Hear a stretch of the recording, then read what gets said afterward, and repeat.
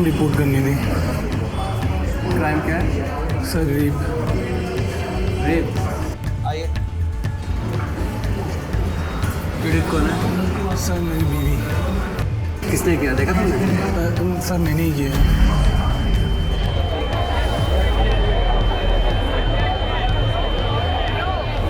अजी सेक्टर 20 नोएडा चलेंगे?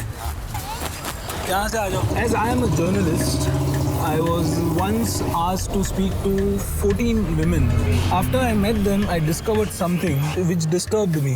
These women were silent and depressed, and I found out that they were raped by their husbands. They were raped by their husbands.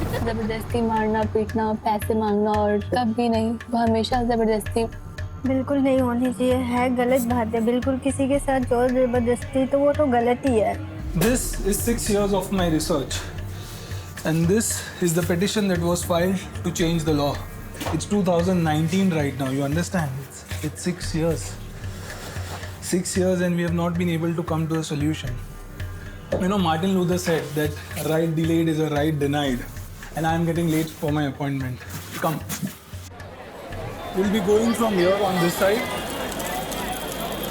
If you look at section 375, also a man cannot have any kind of sexual relationship with a female against her will, secondly without her consent. How would you now define marital rape? A man is allowed to have sexual intercourse with his wife even without her consent. Isn't that absurd? This is the law. मानना पड़ती थी उनकी बातें, कभी उनका मन होता था, हमारा नहीं होता था, फिर भी वो जबरदस्ती की चीजें हो जाती है। This is something which is going to happen behind the doors. It's a taboo. Why? Because this topic is not to be talked about. This doesn't happen in India. You know, I stand here, I look at people, I look at women walking who are probably victims of marital rape. Women, when they get married to their husbands, they give them the rights to their bodies and give them a consent of a lifetime for sexual rape. मैंने बात करी थी इस matter पे भी, मैंने अपनी family से बात करी थी, बट उनका भी रिस्पॉन्स यही था, उन्होंने भी नहीं साथ दिया। उनका कहना था कि अब तुम उनके माँ बाप को देखो, तुम्हारा यही है, बस उनका भी पुराने ख्यालात। Anyone sort of walking up to you and saying that my husband has forced himself on me and I want to file a complaint. Have you?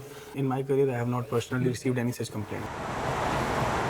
तो तुम लोग किस बात को लेके कुछ करते हो कि हाँ ज़बरदस्ती करता था, ये करता था, तो पति हो तो करेगा ही। और इस बात को लेके तो वो लोग कोर्ट या वकील क्या करेंगे, वो लोग तो बोलेंगे कि ठीक है। तो पति है तो क्या, ये कोई ना कि उसने शादी कर ली है तो उसने हमें खरीद लिया है। Purely legally speaking, victims know that it's not an offense. They are not reporting it to police. If the system is not able to register such cases, it's a serious failure of the system.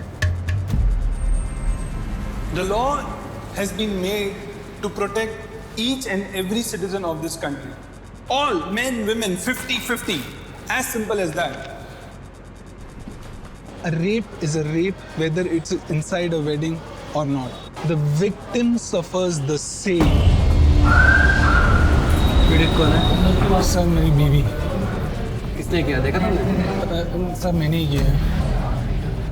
दिमाग तो ठीक है तुम्हारा? लिख के आए हो क्या? नहीं सर, वो कल रात को उसके साथ वो थकी हुई थी, फिर भी मैंने उससे ज़बरदस्ती करके उसके साथ सेक्स किया। मारा पीटा होगा? नहीं सर। सर एक रिपोर्ट लिखाने आए ना, हस्बैंड आए ये कि मैंने अपनी बीवी के साथ जी सर आइए।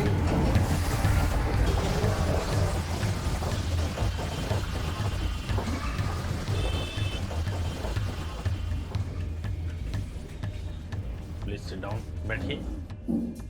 आप एक बात बताइए, आपकी बीवी 18 साल से ऊपर है? हाँ सर, 24 साल की है sir.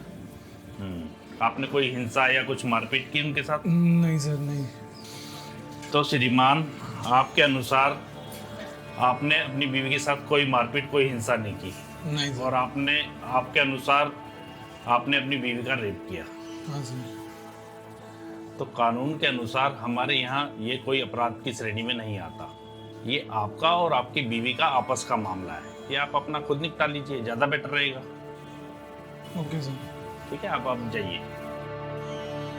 The act specifically makes the husband immune to this offense of rape.